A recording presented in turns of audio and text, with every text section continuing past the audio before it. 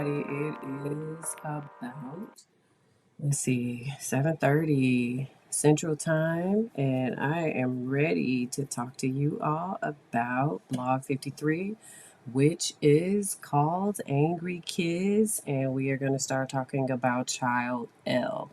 Child L fit with this blog about angry kids because this is an extremely angry child that I dealt with, and I want to talk about that child's case, but also I want to bring up parenting. I want to bring up angry kids and their environments. I want to bring up a whole host of topics when it comes down to angry kids.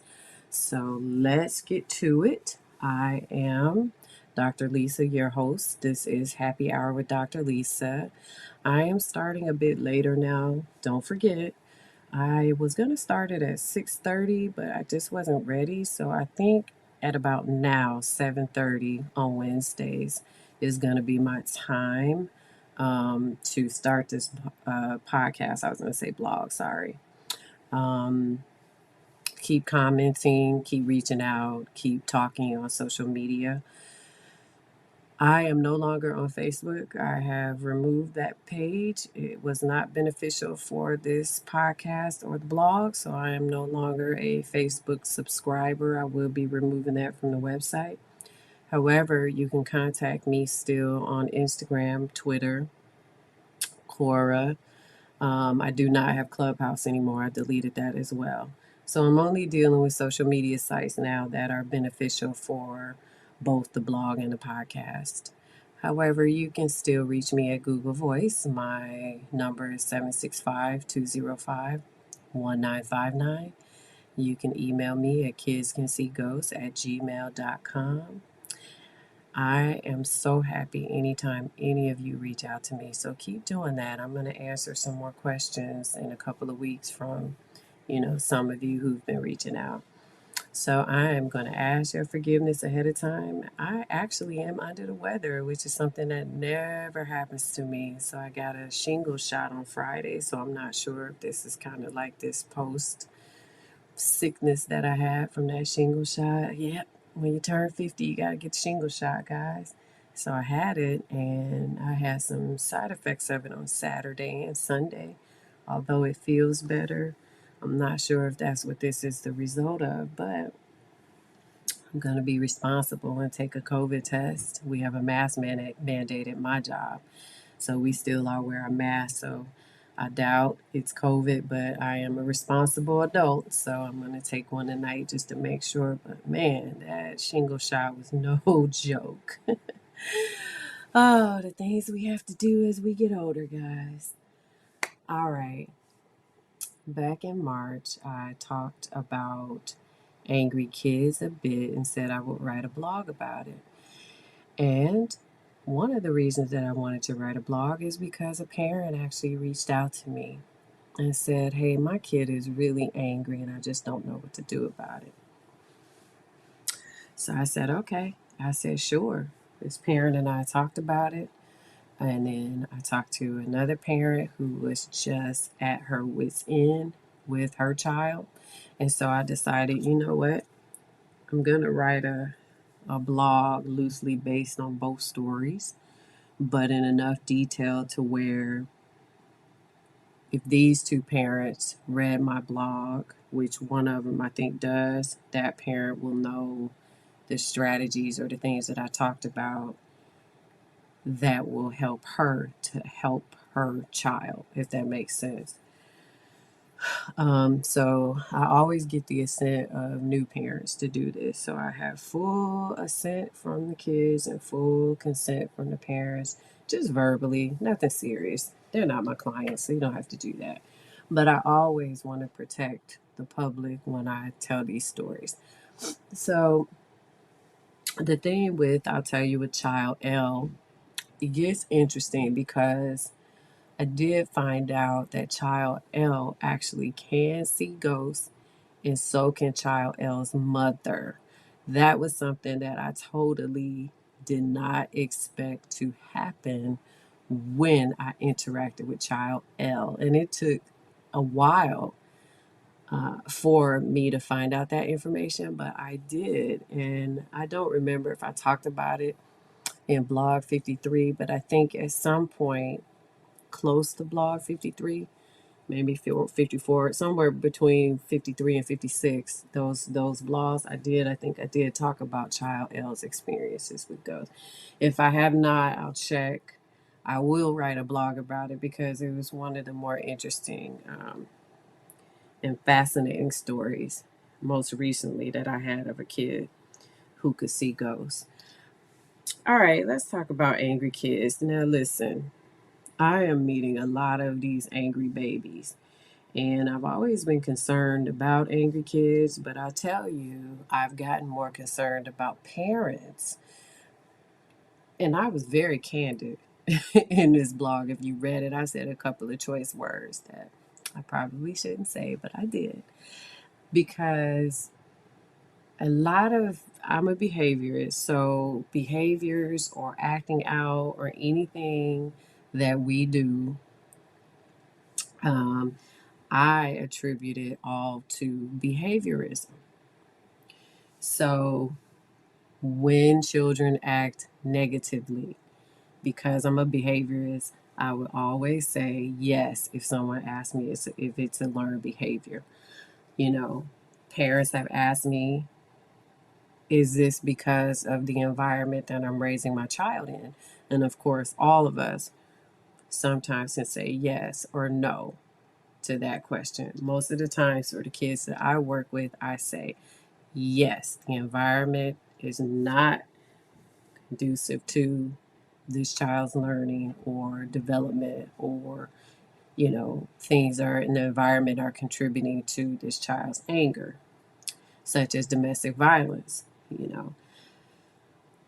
Are parents responsible for a child's level of anger? Not always, but sometimes yes. In this blog, I'm very candid. And when it comes to anger, I'm very blunt with parents. I think as professionals in the field of psychology, when it comes down to angry kids, we do need to be very black and white with parents about what's happening. And so for child L, that's exactly the position that I took. Sorry, I'm losing my voice. That's the position that I took. Was very black and white with this parent. Child L was angry. Listen, I am one of the first people who will actually say that I'm sorry that the kids feel as if the world is so shitty toward them. And it's a lot of these kids who do have just really shitty lives. And when I say that, what I mean is they're watching their mother get beat every day. They don't have any food. They're expected to make good grades in school, yet there's no positive reinforcement or encouragement or anything else. There are some kids who, are prostituting or who have been raped, or they're watching their parents smoke crack pipes. Some of these things are things that some of you have never seen, even as adults. And then some of these kids are going through these things every day and in poverty while doing so. And to me, and to some of them, their lives are shitty and they want out, which is why some tend to make bad choices, selling drugs, trying to get some money. People have negative perceptions about some of the choices that these kids make, but then some of us have never been in those situations where they're hungry all day, every day. And the only way they can make money at their age is to go out and sell some marijuana, or to do something like selling any type of drug, or robbing a store, right? And sometimes in society we're quick to judge those things. Well, in this field, you have to be open. You have to listen. You have to take a back seat to your biases. And that's the position that I take with angry kids and their parents. Child L was extremely angry. It was in this child's eyes, it was in their demeanor, it was facial expressions, it was body language, it was in this child's verbal expressions of lack of concern about life, this child's life and other people's lives.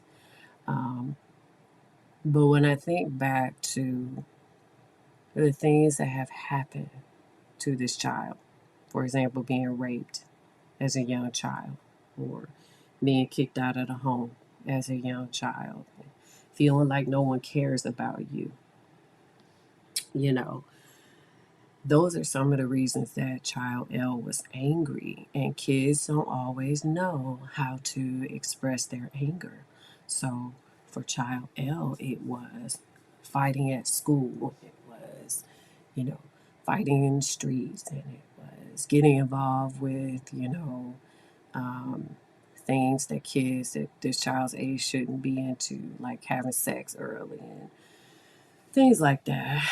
Child L taught his or herself how to survive on the streets. This is a real street kid, you know.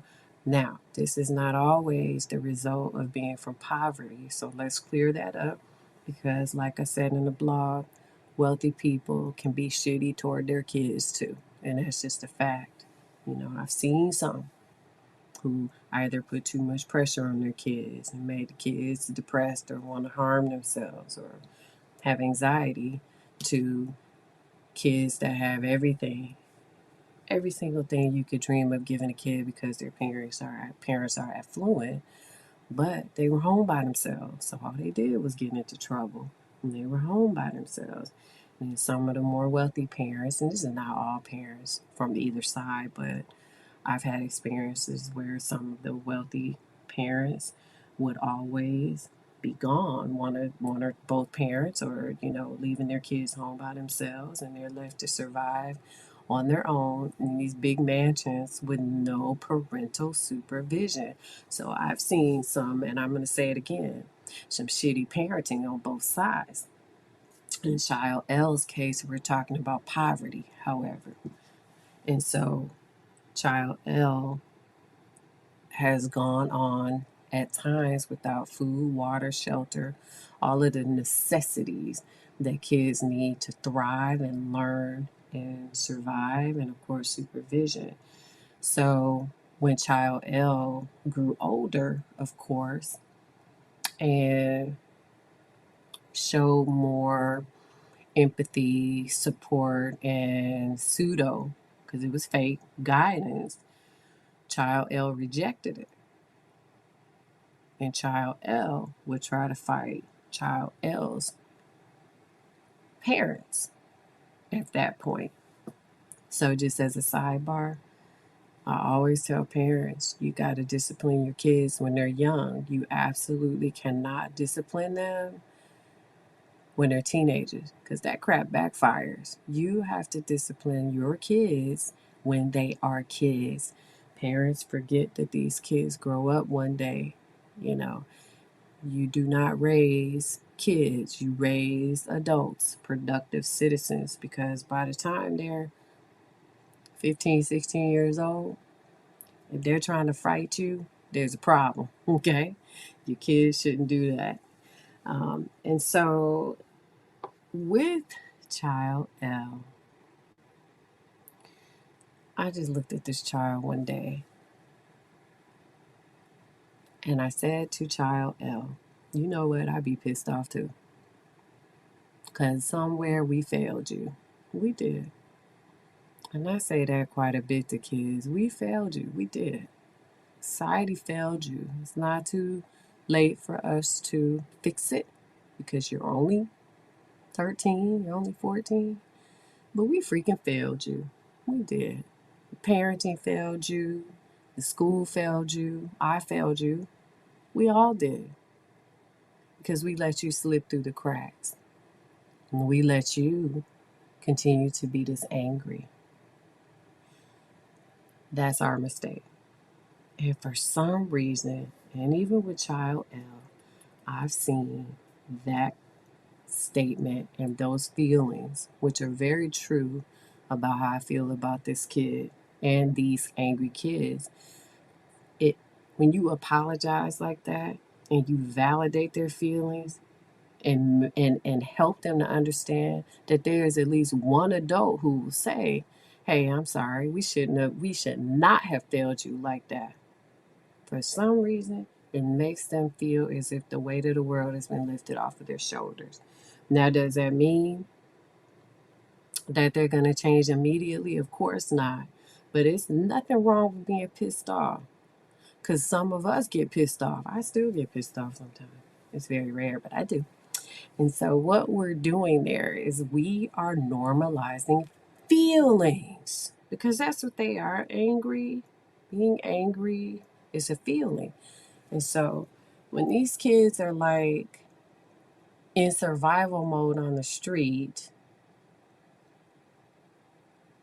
as a result of their environmental circumstances, then wouldn't you be mad if you were this kid? So, to me, it's kind of like, okay, yeah, because I know how good I had it as a child, and I think all kids should have that or a piece of it. You know, for example, there's always a kid in poverty who becomes a doctor or a lawyer or a mechanic and be very successful as a plumber, right? That happens a lot because kids are resilient, but I guarantee you there's one person in that child's life who helped them to get to where they are, including building them up the whole time so that they know they can get their behinds out of poverty, right? There's always someone behind them. Sometimes kids like Child L don't have anyone. And can you imagine that?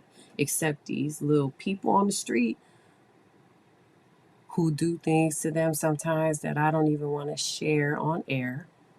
And a lot of you know where I'm going with that. And so, to help these kids to understand that it's all right to be pissed off is not a bad thing to do.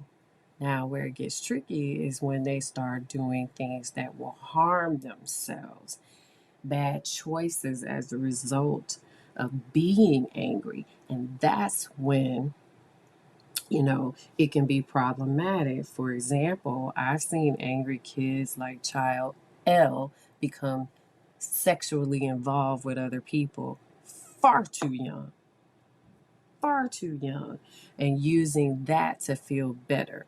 I've seen angry kids use drugs, and I'm talking about heroin and stuff at really early ages to feel better, or doing things that are harmful in other ways, such as trying to end their lives or, you know, murdering other people just because they're so angry, constantly fighting, taking their problems out on other people. Okay. And so that's when it becomes extremely problematic to deal with an angry child. And Child L was there, unhealthy in every way, including harming people and wanting to harm Child L's self. Okay? And so that's when we had a problem. Basically, Child L just experienced life way too early. So, and I've worked with a lot of kids like this, some kids who have been witnesses to murder and, been homeless, and so many are quick to judge a child's anger and not figure out, the catalyst for the problem or first hearing their stories.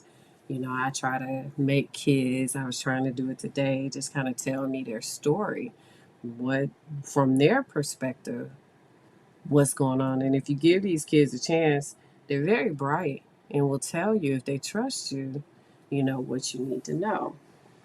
Now, what is unfair in all of this is that society, I believe, blames the parents, all the parents. And you got kids like Child L who are angry and getting into trouble and etc.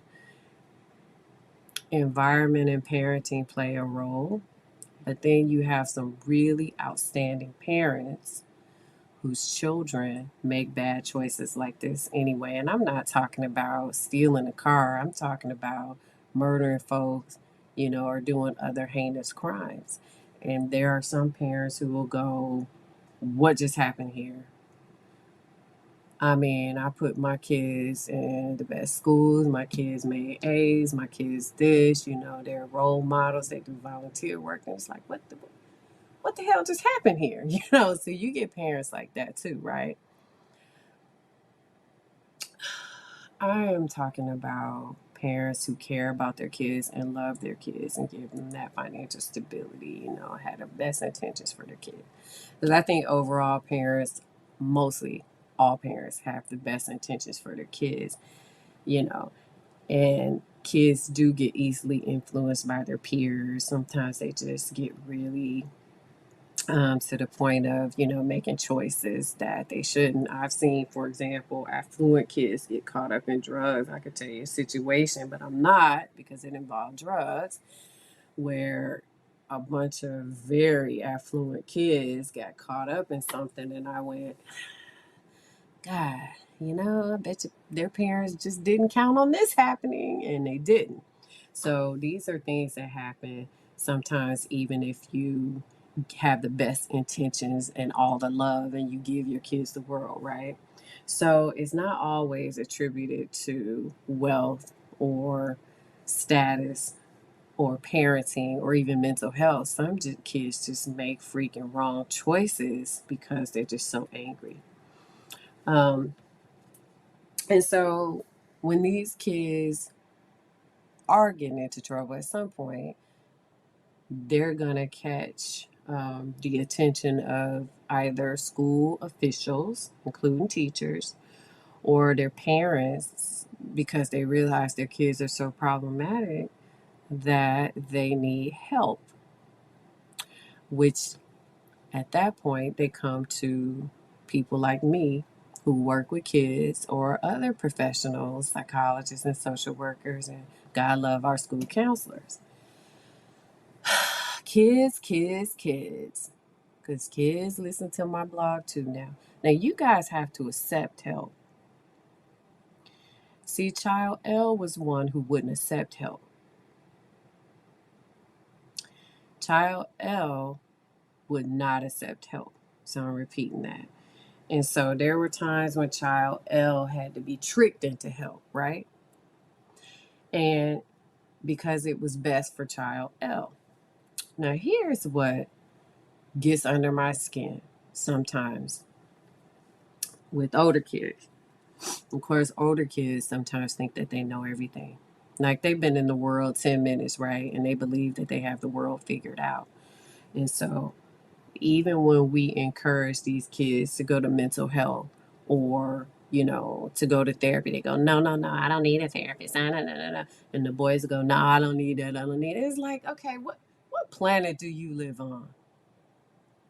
And I've said, I told you I'm very concrete, very black and white with these kids. What planet do you live on? Now you sitting here failing school, out on the street. Your mother is trying to get you into therapy because you're angry. You're fighting all the time. You're going to tell her and the rest of the world you don't need help. Now, how that makes sense is beyond me, but it doesn't.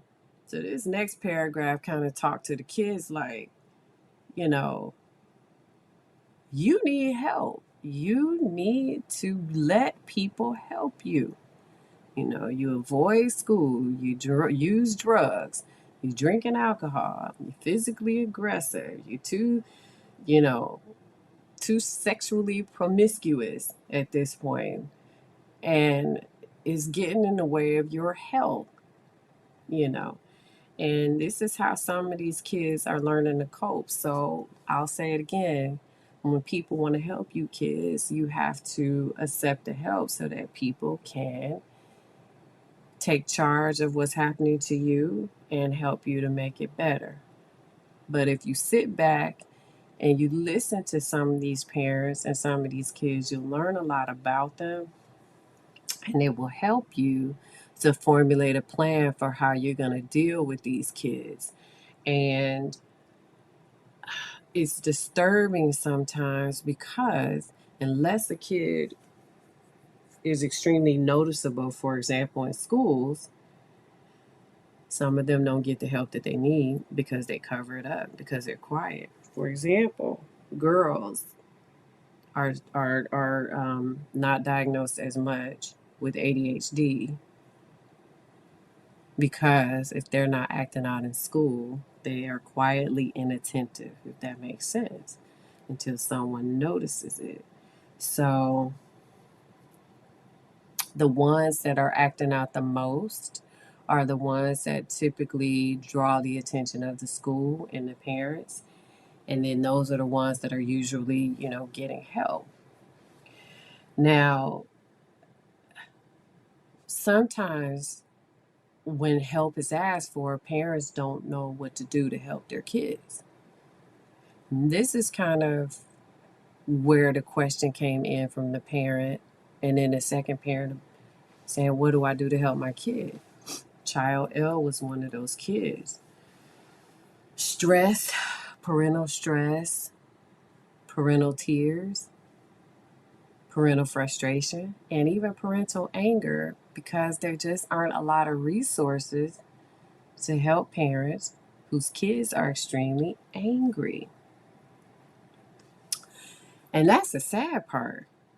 That's the sad part, because we really need to do something about that in every state to make sure that angry kids and angry parents have somewhere to take their kids that doesn't require the court system getting involved. That's like a huge issue. I don't know if you guys are aware of that or not, but just kind of read about that. Read around, because it is a huge issue. Like, some of these kids are so angry, they're getting in trouble all the time, they're homeless, and some of these kids are so good at being manipulative that when professionals come around who will evaluate them for hospitalization, for example, these kids will snap out of that anger, or they'll change their personalities to where they seem completely okay and sane, and then they don't get hospitalized, and then the parents are going, "Yeah, but she or he tried to stab me last night. What do I do? I mean, I can't relinquish my parental rights. I can, but I don't want to, because this is still my kid." So these are some of the hardships.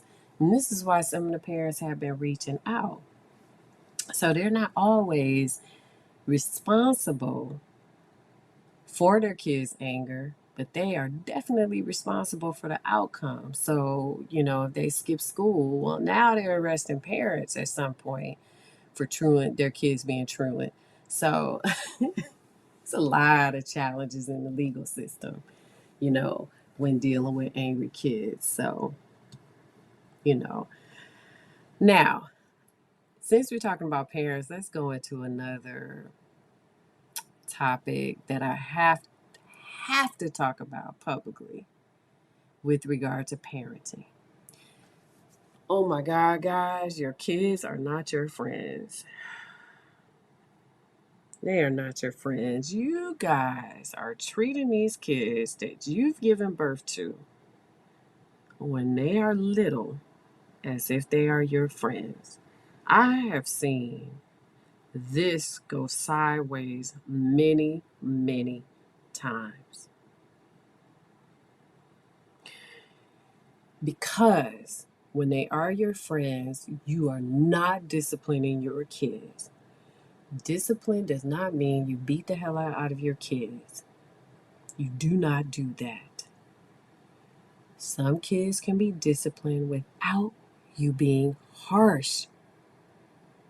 Some kids can be disciplined without you spanking them. But if you do want to spank them, that's legal too, and that's fine. But you do not beat the hell out of kids. Okay, now that I've said that, because we know we don't beat our kids' parents, but let me say this. You are not your kids' friends. I have seen too many fights amongst kids where these parents are showing up at schools saying little things that they shouldn't say in these schools to the school staff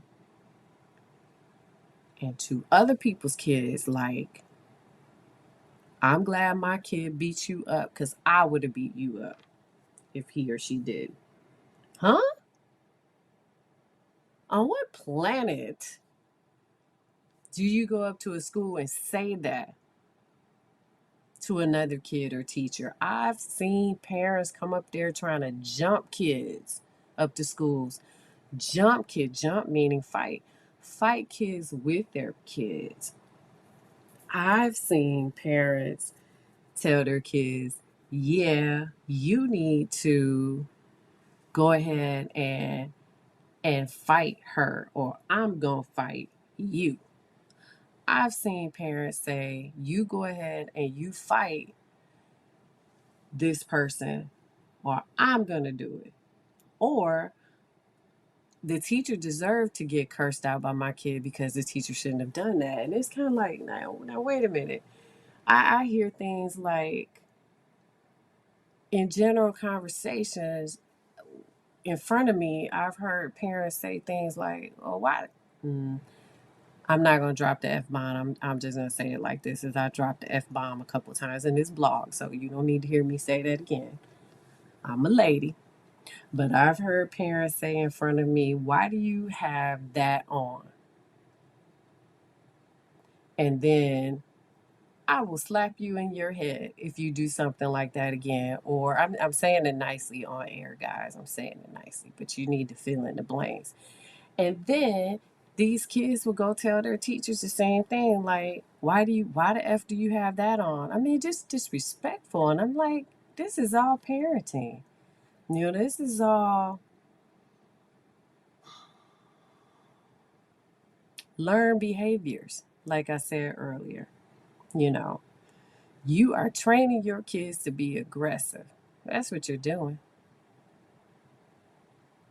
You're training them to be aggressive. So sometimes to me, it's no wonder that these kids go, no, you can't have my cell phone and I'll take my cell phone out if I want to at school. What you gonna do about it? My mother will beat you up. Well, teachers have balls too, and teachers will take your cell phone anyway and say, yeah, now call your mom.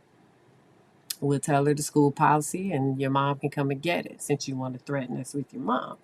So excuse me, that's what you guys are teaching your kids, and I don't think you realize it sometimes. I think that it's more important for some of you to train your kids to be this way. And then they go to high school and they get bigger, you know, and then they think they can go in different stores and behave this way. I would rather for you guys to teach your kids how to behave properly than for society to teach them. As you forget, these kids have to grow up and society will teach them. And I always say to some of these kids that are aggressive, I tell them, you better be glad you don't encounter a parent like me. See, a lot of the parents are nice and they'll be like, oh, okay, you hit my kid. All right, you're going to get suspended, blah, blah, blah. No, no, mm-mm. You come across some of these parents like me who would be like, oh, you lay hands on mine? Oh, okay. I'll be going down to the police station and filing charges against you. And see, that's what some of the more aggressive kids don't count on, as I've talked to them. And I remember once, I'll tell you guys this story. And this is not in the blog, this is just a sidebar. I remember one time, oh my God, there was this really cocky kid once and was running around telling people, and this kid was on parole and was running around telling people, I'll hit so and so and nobody's gonna do anything about it. And I'm this and I'm that. And, we all knew this was a kid that sold drugs or whatever, just got out of jail, and nothing's gonna happen to me and blah, blah, blah. So one day, this kid, get this, went into another part of the school and hit this other kid so hard in the jaw. Blood went everywhere on that floor. I'll never forget it. This kid's jaw was broken. I was so pissed. I was so pissed. Of course, we had to call the ambulance.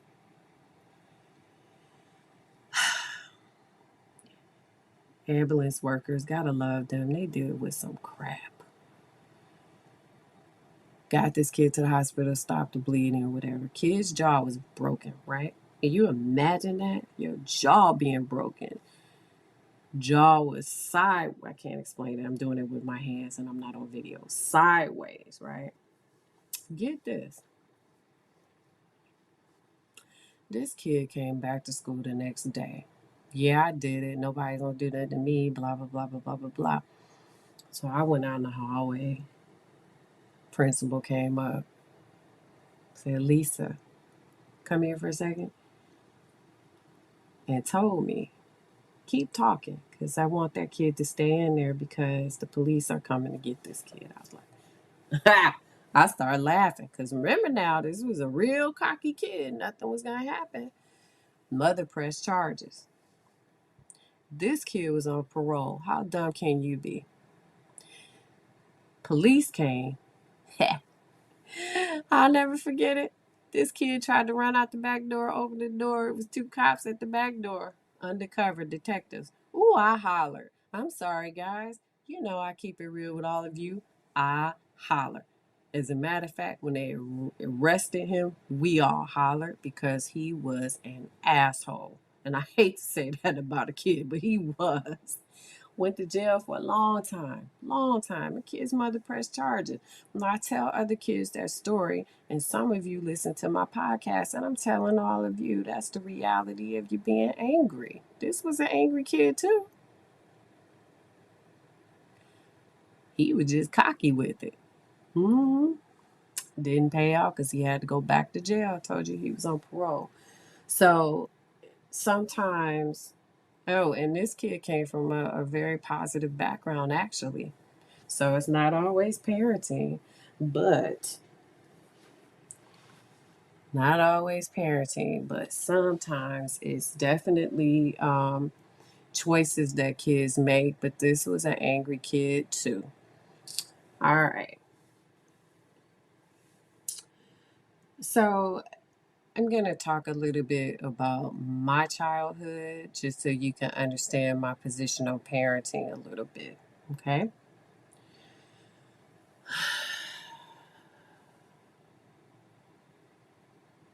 I never heard my mother curse growing up. Like my mother doesn't even curse now. I've never heard. My kids have heard me curse, but I've never heard my mother curse. I do dumb stuff. I'll just tell you when my kids kind of like before a sporting event, especially with my son. I do it. I mean, heck, kids hear curse words anyway, right? So I'll do something like, yeah, pumping him up or whatever. Then I go, yeah, you're gonna get out there and kick ass, right? And he'll just go, Mommy. And I'm like, what? So I'll do it like as a shock treatment. And I'm like, okay, no, that's a bad word. Don't say it. But it's just funny at the time, right? But I never heard my mom curse at all. I never heard my mother curse out a teacher, and I never curse out a teacher. I don't care if I'm working with teachers in schools. I'm not gonna curse them out. I think they work too hard and they're underpaid. My mother never cursed at a teacher. She always took the side of a teacher and worked with me that way. I never heard my mother curse out an administrator um, at all. As a matter of fact, when I was in school, she worked very well with the administrators. And administrators are principals, deans, and other people in the school that have, authority, higher up authority. And my mother never demonstrated to me that violence was okay.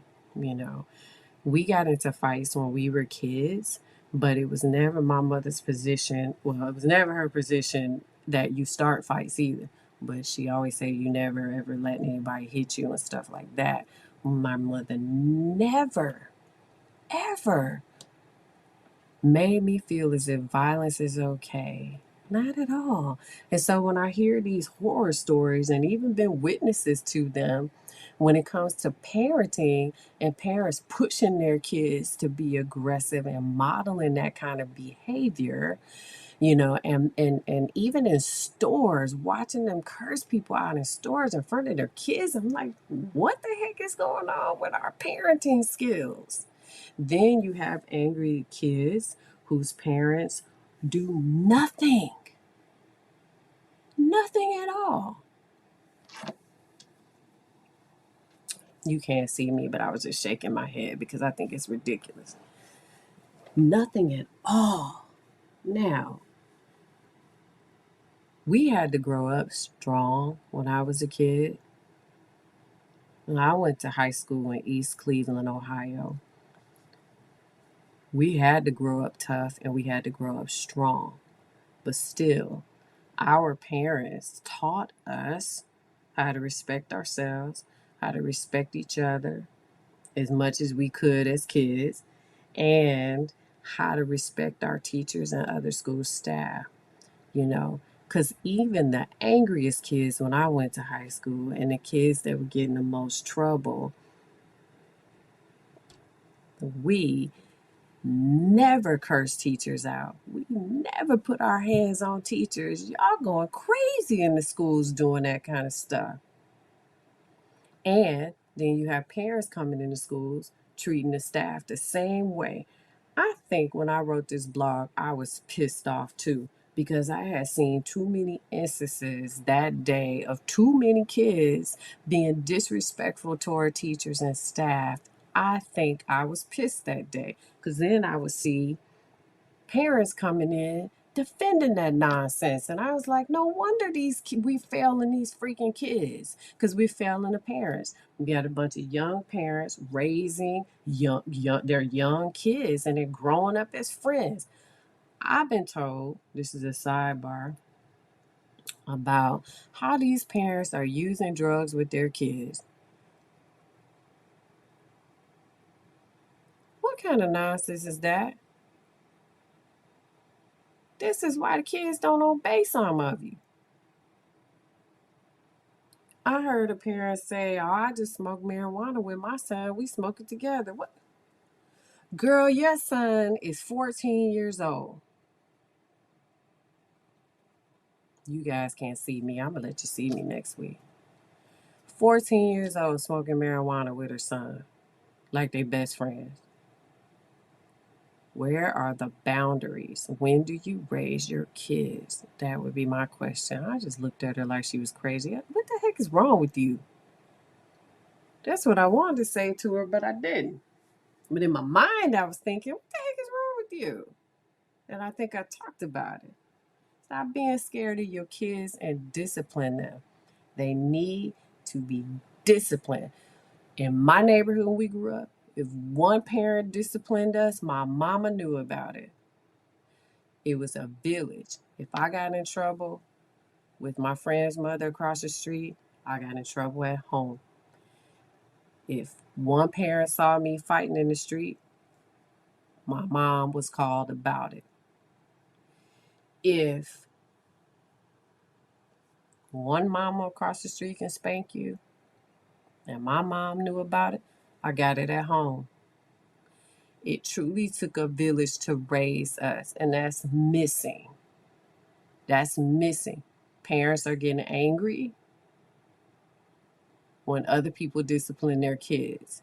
You're not at school with your kids all day. My principal of both of my kids knows to discipline my kids at school. And when either one of them calls me, and they don't have to, and they better not call me about any discipline, my kids already know. And my daughter said to me, well, I guess I have my cell phone out at school. I said, oh, really? She said, yeah. I said, is that against school policy? She goes, well, yeah. I said, And you gonna have it out today? She was like, yeah. Take some selfies and then put it up. I said, oh, okay. And if you get caught, she said, they're gonna take my cell phone. I said, and who's gonna pick it up? She said, you or daddy. I said, oh. I wonder what's gonna happen if we have to leave work and pick your cell phone up. And then she looked at me and she said, oh, I probably won't have it for the rest of the day. I said, no, you won't have it. See the difference? You won't have it. It is not your phone, it's my phone. Then you got to deal with us because we had to get cell phone. It's called parenting, folks.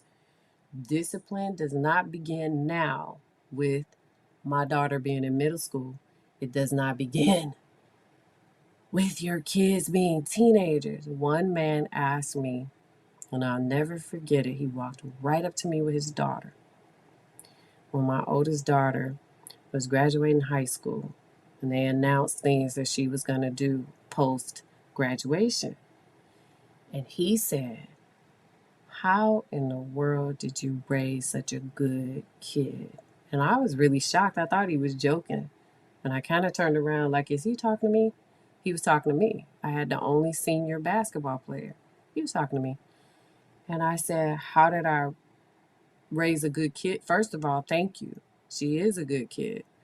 And he said, how did you do it? I said, discipline. And he said, is that it? I said, yep. I said, you stay on top of your kids and you discipline them. Discipline doesn't have to be harsh. You discipline them early. They're not babies. They'll always be our babies. But look at my kid now. She's grown. She's 22. And I couldn't raise her as if she was a baby. We raised her to be a productive citizen in this country. So if you do decide to discipline them, it makes a difference. And again, there's a difference between beating them and raising them. I mean, beating them and spanking them, or beating them and just disciplining them. I would do stuff. I'll give you some examples for some of you parents who are trying to figure this out. I know the teenage years are hard. I would do little stuff like she gonna kill me.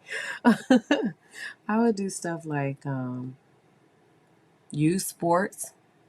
Use sports. If your kids play sports, use their coaches. Coaches like kids to behave at home. Good coaches do. My daughter had a really good basketball coach who I would email real quick, like before a game or something, and say, hey, she was mouthing off at home. This is what we're going to do. He would make her do like extra exercises and stuff. And then when it was time to play ball, he wouldn't let her play. He wouldn't let her play. And when she would say why, he would say, stop mouthing off at home. So for some kids, like my daughter is very smart. And so I had to come up with different ways to discipline her, and it worked. That crap worked. That shit works.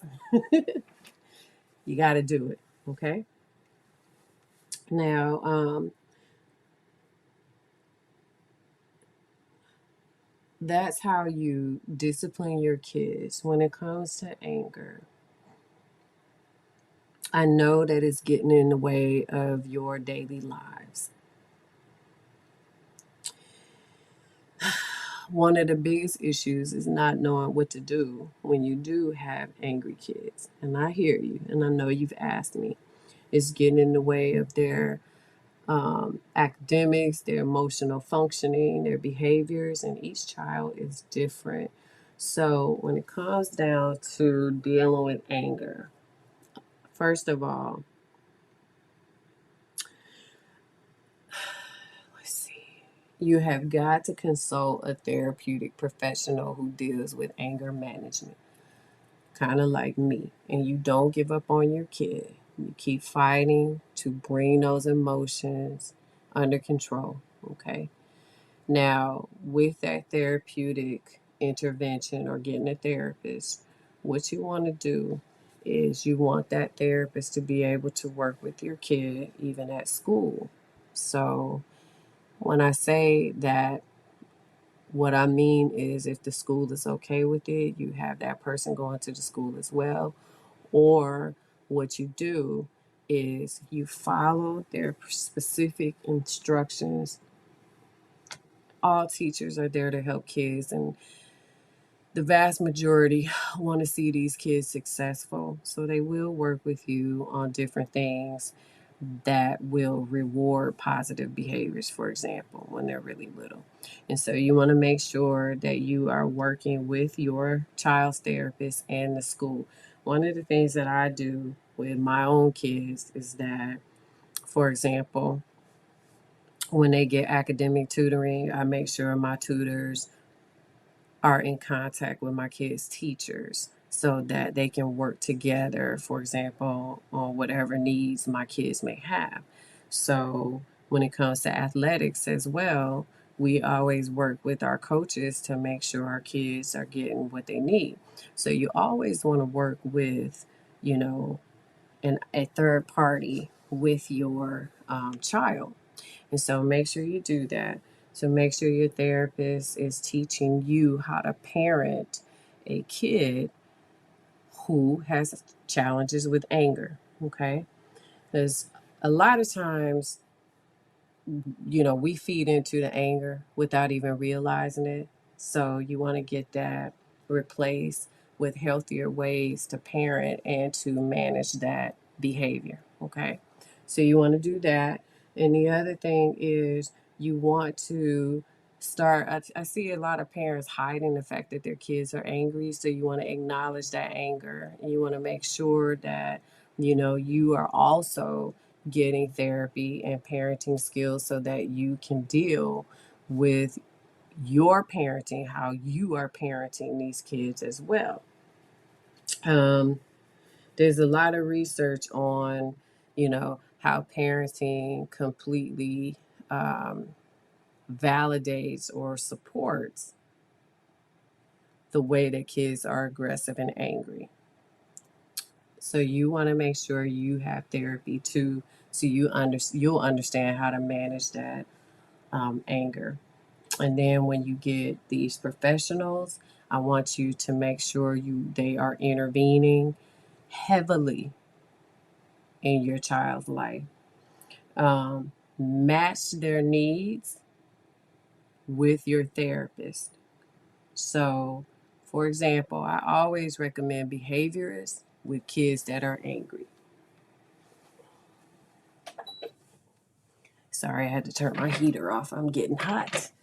So, for example, an ABAB or ABA therapist is really good for angry kids. As long as they do anger management, that would be a good recommendation.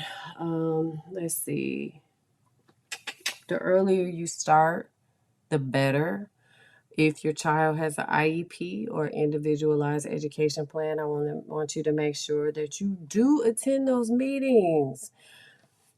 Gosh, I can't tell you how many times I've gone to IEP meetings and no parents are there. These are legal documents, folks. These legal documents are giving the school permission from you, because you're signing off on them, to work with your child, the way that they see fit. Will they tell you about it? Sure. But they're basically telling you what they think your kid needs in school without you being there.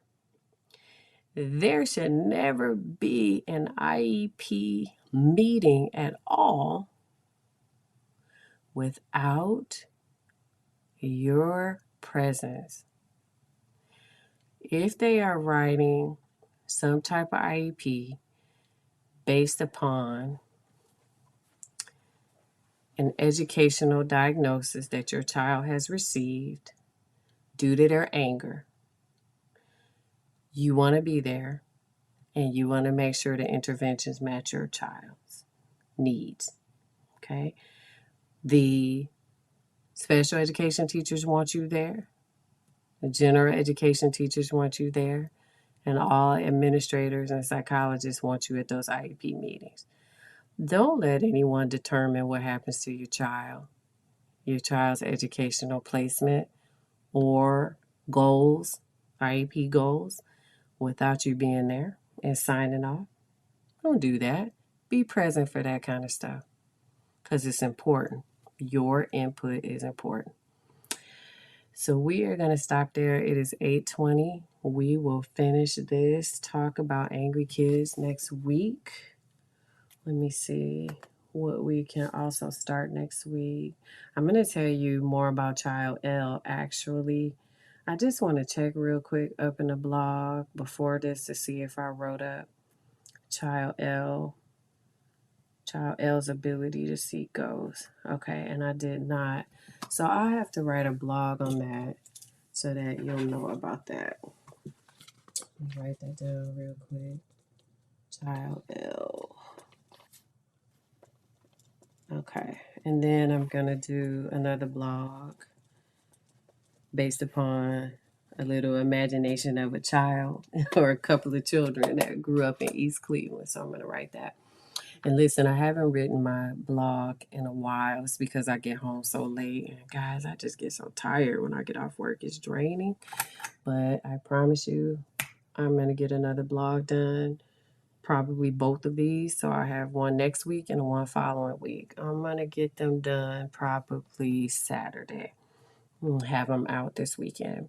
But I'm still around. Keep asking me what you need to. And I will talk to you all later. Thank you so much for joining me. And have a good afternoon. Have a good evening and a good up and coming weekend. All right. Bye bye.